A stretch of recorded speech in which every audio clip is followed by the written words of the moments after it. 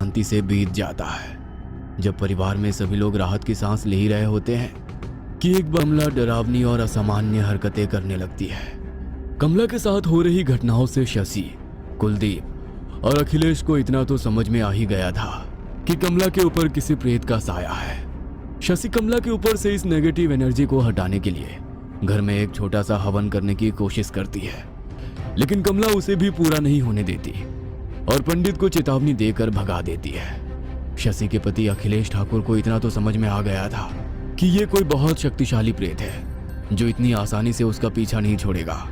इसलिए वो शमशान में वास करने वाले अघोरी बाबा के पास जाता है और अपनी समस्या का हल करने को कहता है। अब आगे 15 साल पहले। मालकिन, सुना है आपको बाबा की देखभाल के लिए किसी आया की जरूरत है, हमें काम पर रख लीजिए। मालकिन, हम बहुत गरीब हैं, कोई सहारा नहीं है, सारी जिंदगी आप लोगों के पैर धो धो कर पिएंगे। कहाँ से आई हो तुम? किस गांव की हो?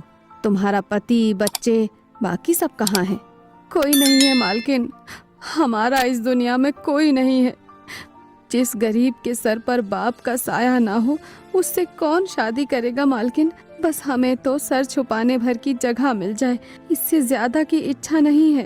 पन्ना के आंसू को देखकर शशि का मन पिघल जाता है और वो अपने बेटे कुलदीप की देखभाल के लिए उसे अपने घर में रख लेती है। पन्ना ने जैसा वादा किया था, वाकई ठाकुर अखिलेश की हवेली में आने के बाद वो मन लगाकर अपना काम करने लगी। वैसे तो उसका काम सिर्फ कुलदीप की देखभाल करना था, लेकिन पन्ना कभी किसी काम से जी नहीं चुराती थी। अखिलेश की पसंद का खाना बनाना हो, उसके कपड़े धोकर आयरन करने हो या फिर कुलदीप को खेलने के लिए ले जाना हो, आधी रात को भी उठकर अगर कुलदीप पन्ना का नाम पुकार दे तो पन्ना दौड़ी चली आती थी।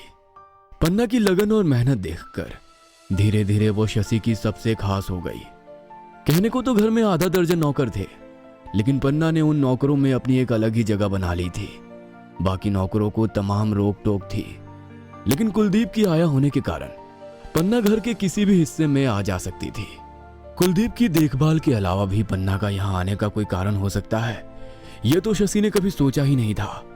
उसके हवेली में आने का कारण बरसों पहले हवेली के सीने में दफन हुआ वो राज था जिस पर आज तक पर्दा लगा हुआ था। उस बंद दरवाजे के पीछे का राज कोई नहीं जानता था, इसीलिए पन्ना के बरसों उस घर में रहकर हाथ पैर मारने के बाद भी उसके हाथ कुछ भी नहीं लग रहा था। आज के दिन अखिलेश बाबा का जल लेकर घर लौट गया था। आज कमला अपने कमरे में अकेली सोई हुई थी। उसके कमरे को बाहर से कुंडी लगाकर उस पर एक मोटी लोहे की चेन भी लपेटी गई थी ताकि किसी भी हाल में वो अपने कमरे से बाहर ना आ पाए। सभी अपने अपने कमरे में चैन से सो रहे थे। आधी रात बीतने के बाद एक काला सा साया आकर कमला के दरवाजे की चैन को खोलता है और अंधेरे में हवेली में ही गायब हो जाता है। कुछ देर बाद हवेली कमला की चीखों से गूंज रही थी। जैसे ही चीख पुकार की आवाज सुनाई देती है, अखिलेश, शशि और कुलदीप दौड़ते हुए ऊपर कमला के कमरे में पहुंचते हैं तो पाते हैं कि उसके दरवाजे पर लगी हुई लोहे की चेन और कुंडा सब कुछ खुलकर एक तरफ लटका है और कमरे के दरवाजे चौपट खड़े पड़े हैं।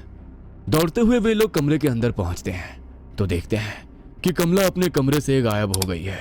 बाबूजी, ये कमला कहाँ चली गई और इतनी मोटी चेन अपने आप आखिर खुल कैसे गई? कुछ समझ नहीं आता कि रात होते ही आखिर इसे क्या हो जाता है। कमला के